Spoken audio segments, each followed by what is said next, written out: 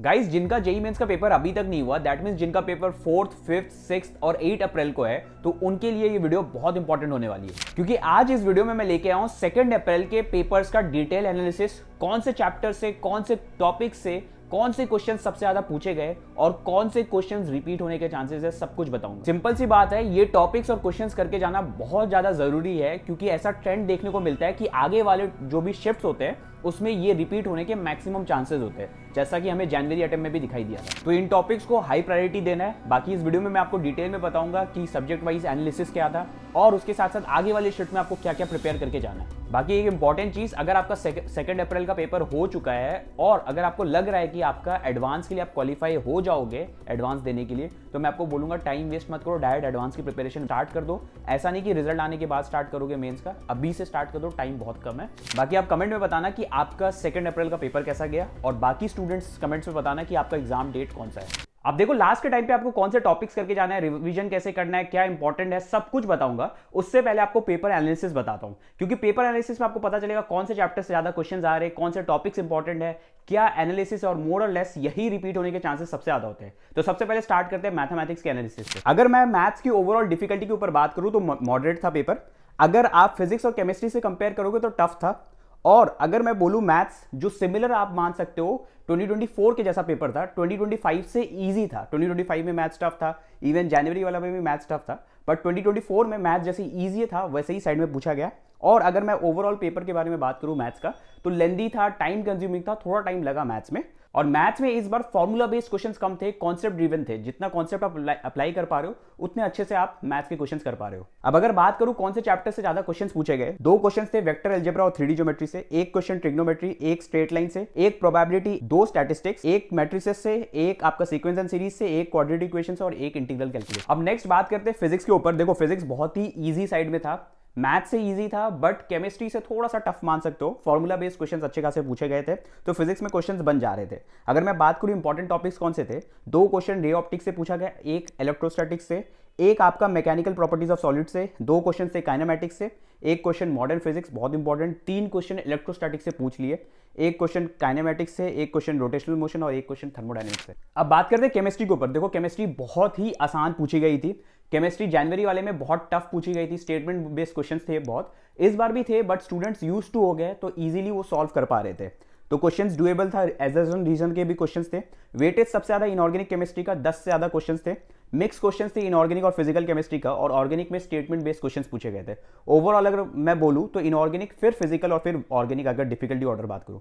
3 question थे आपके important coordination compound से, 2 क्वेश्चन सॉल्ट एनालिसिस से, भाई 2 क्वेश्चन पूछे चल गए, 3 क्वेश्चन केमिकल बॉन्डिंग से और 2 क्वेश्चन था बायोमोलिक्यूल से। अब देखो, आगे के लिए क्या प्लान रहेगा, क्या स्ट्रैटेजी रहेगा, वो बताने से पहले एक इंपॉर्टेंट चीज, जेई एग्जाम तो आप दे रहे हो, बट एक ऑनेस्ट बात बोलूं, सिर्फ जेई पे डिपेंडेंट रहना थोड़ा रिस्की हो सकता है। इसलिए आज मैं आपको एक ऐसे एग्जाम के बारे में बताने वाला हूं जिसको आपको बिल्कुल भी मिस नहीं करना चाहिए, एनसेट। अब अगर सिंपल लैंग्वेज में समझाऊं, ये एक national scholarship and entrance test है जिसमें फिजिक्स और केमिस्ट्री बिल्कुल भी नहीं होती है, सिर्फ मैथ्स और लॉजिकल रीजनिंग पूछी जाती है। एग्जाम पैटर्न काफी स्ट्रेट फॉरवर्ड है। टोटल 120 मिनट्स का पेपर है, जिसमें मैथ्स का 55 मार्क्स और लॉजिकल रीजनिंग का 45 मार्क्स।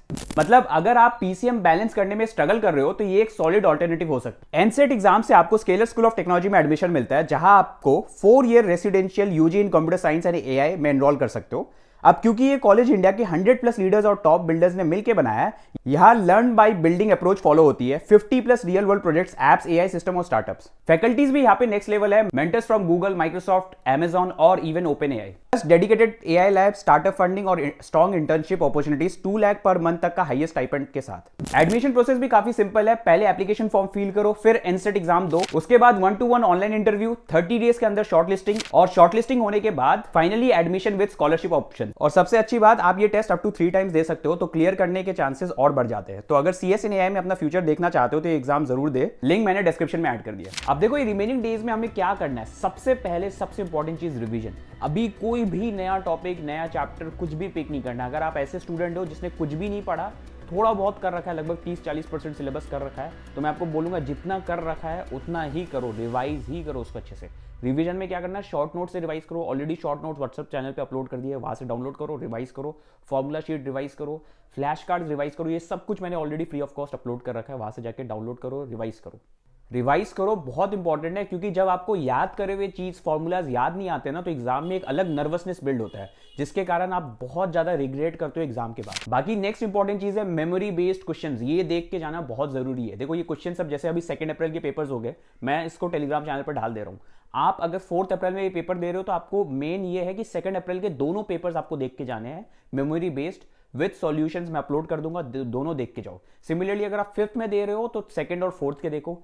8 वाले पेपर दे रहे हो, अगर 8 वाले स्टूडेंट है तो सारे पेपर्स देख के जाओ। इससे क्या होगा, कुछ टॉपिक्स कुछ कॉन्सेप्ट्स रिपीट हो जाएंगे और आपको बहुत ज्यादा एक कॉन्फिडेंस अलग से होगा, क्योंकि आपके देखे हुए क्वेश्चंस रिपीट हो गए। तो बाकी देखो मेमोरी बेस्ड क्वेश्चंस का सॉल्व करने का आपके पास टाइम नहीं होगा, क्योंकि लास्ट के टाइम पे आपको रिवीजन करना है, इसलिए डायरेक्ट सॉल्यूशंस देखो और समझ जाओ कि कैसे क्या अप्रोच करना है, दैट्स इट। बाकी देखो एक नेक्स्ट इंपॉर्टेंट चीज, अभी इस टाइम पे तुक्का स्ट्रैटेजी बहुत ज्यादा यूट्यूब पे दिखाई देती है। मैं आपको यही रिकमेंड करूंगा जेन्युइनली, प्लीज इसको फॉलो मत करना, कुछ भी टाइप के तुक्का स्ट्रैटेजी। अगर आपको तुक्का करना है तो ऑप्शन एलिमिनेट कर सकते हो, स्मार्ट गेसेस कर सकते हो, जो आपको एक्चुअल में जो टॉपिक पढ़ा हुआ है उसके अराउंड थोड़ा सा गेसेस कर सकते हो। तो ये एक रेलिवेंट चीज है, आप तुक्का ब्लाइंड तुक्का मत मारना, क्योंकि इससे आपको अल्टीमेटली लॉस ही होगा पेपर में। अब देखो एक फाइनल इंपॉर्टेंट चीज, पेपर अटेम्प्टिंग स्ट्रैटेजी, ये बहुत इंपॉर्टेंट है। एग्जाम में जब भी आप क्वेश्चंस कर रहे हो तो आपको 3 सेट में कितना कितना टाइम देना इंपॉर्टेंट है। केमिस्ट्री में आपको 35 मिनट्स 40 मिनट से ज्यादा नहीं देना है, फिजिक्स के केस में 50 मिनट से ज्यादा टाइम नहीं देना है, और मैथ्स के केस में 60 मिनट से ज्यादा नहीं देना है। लास्ट में आपके पास कुछ पोर्शन ऑफ टाइम बचेगा, उसमें जो क्वेश्चंस नहीं हुए उसको पिक करो और स्टार्ट करो। सबसे पहले ट्राई करो कि सबसे पहले जो इजी क्वेश्चंस है उसको कर ले, और कोई भी क्वेश्चन में 3 मिनट से ज्यादा फर्स्ट अटेम्प्ट में मत देना। बाकी गाइस पैनिक मत करना, जितने भी रिसोर्सेज मैं बता रहा हूं लास्ट मिनट रिवीजन के लिए, सब कुछ व्हाट्सएप चैनल पे अपलोड कर रखा है, वहां से जाके डाउनलोड कर लो। और एक चीज, मार्क्स वर्सेस परसेंटाइल क्या रह सकता है इस टाइम पे, अप्रैल में क्या क्या चांसेस रह सकते हैं, सब कुछ हमने एक फ्री कॉलेज प्रेडिक्टर बनाया है, उसमें जाके आप अपना कॉलेज प्रेडिक्ट कर सकते हो based on your percentile, based on your marks.